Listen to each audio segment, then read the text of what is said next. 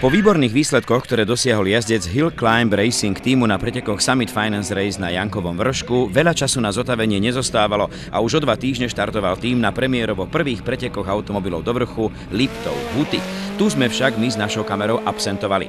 Huty bol krásny pretek, bolo tam aj krásne počasie, lenže v sobotu nás radila trocha technika, praskla nám brzdová hadička, tak s Erichom sme to dávali dokopy celý večer.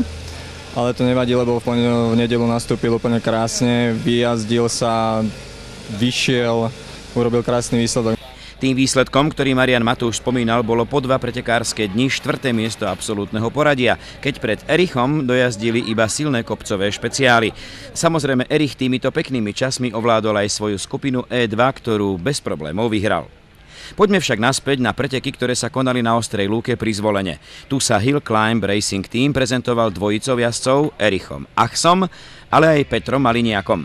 A práve vozidlo Ford Focus PSG aj jeho jazdec Peter Maliniak nás zaujali ako prvý v poradí. Dôvod, ako už všetci isto viete, Peter si toto vozidlo kompletne celé konštrukčne navrhol sám. Toto mu povoľovali predpisy pre triedu SH, v ktorej v podstate vozidlo musí mať zachovanú iba polohu čelného skla. Tu sa Peter ako konštruktér mohol poriadne vyhrať a výsledkom je už spomínaný Ford Focus PSG. To auto už začína fungovať, už viac menej funguje kompletne na to, aby sme odskúšali ten podvozok. Najväčší problém je teraz s jazdcom, aby si zvykol po tých dlhých rokoch nezávodenia. V jazdách je progres, v časoch je progres, všetci sme spokojní, auto funguje. Teraz len skúšať, za chvíľku nás čaká ďalšie testovanie na okruhu ešte do konca roka, aby sme zase odladili, odskúšali čo najviac vecí do ďalšej sezóny. Výsledok prvého pretekárskeho dňa na Ostrej lúke v podaní Petra Maliniaka a jeho Fordu bolo až 22. miesto absolútneho poradia, pričom v triede E1 na 2 litre mu patrilo konečné 6. miesto.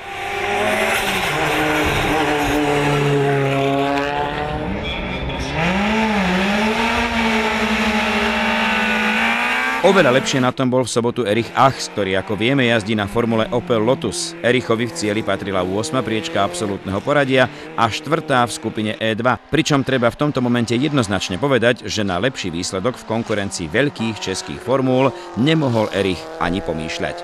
V nedeľu do poludnia navyše Erich všetkých prítomných prekvapil najlepšími časmi zo všetkých slovenských jazdcov. Tak zatiaľ po tréningoch áno, dúfam, že to tak ostane aj na konci závodu, budem sa o to pokúšať.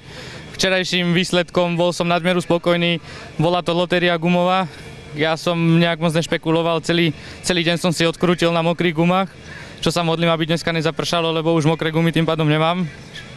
Ale tak dneska vyzerá, že bude pekne, tak dúfam, že to vyjde. A veru aj vyšlo.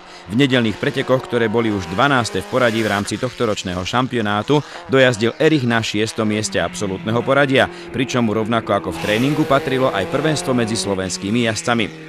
Ak k tomu pripočítame 4. miesto v skupine E2, ostáva iba konštatovať, že toto boli pre Ericha tie správne, vydarené preteky.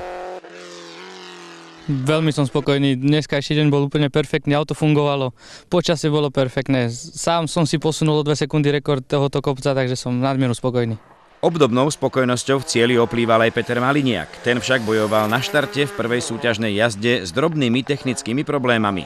Sám som ani vtedy nevedel, čo sa deje, nikto mi nechcel povedať, ale každý sa ma za to chodil pýtať. Bol tam problém, proste únava materiálu na jednej sprostej hadičke vodnej a keďže mi z auta niečo tieklo, vtedy nemôžem odštartovať, kým sa to neopravím a nepustia.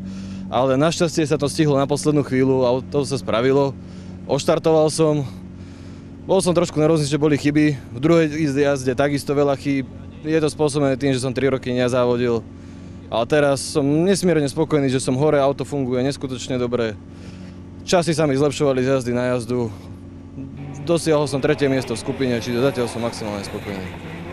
Okrem spomínaného 3. miesta v skupine patrilo Petrovi aj 10. miesto absolútneho poradia pretekov započítavaných do seriálu majstrovstiev Slovenska pretekov automobilov do vrchu na Ostrej lúke. Teraz už na jazdcov Hill Climb Racing týmu čakajú iba posezónne testovanie a príprava techniky na budúcoročnú sezónu. To, či odštartujú s rovnakou technikou, alebo sa posunú niekam vyššie, sa určite dozvieme už onedlho.